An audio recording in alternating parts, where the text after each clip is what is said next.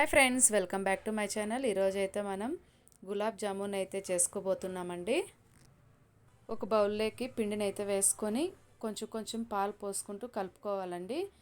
పిండిని చపాతీ పిండిలాగా గట్టిగా ప్రెస్ చేస్తూ కలపకూడదు, లైట్గా కలుపుకోవాలి. తర్వాత మనం పాకం కోసము షుగరు వాటర్ వేసి బాగా మరిగించుకోవాలండి. బాగా కలుపుకుంటూ మరిగించుకోవాలి, లేదంటే కింద ఉండలు కట్టేస్తుంది షుగర్ అయితే. తర్వాత యాలక్కి కొంచెం వేసుకోవాలి.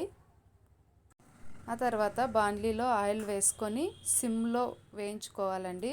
హై ఫ్లేమ్లో మాత్రం వేయించుకోకూడదు.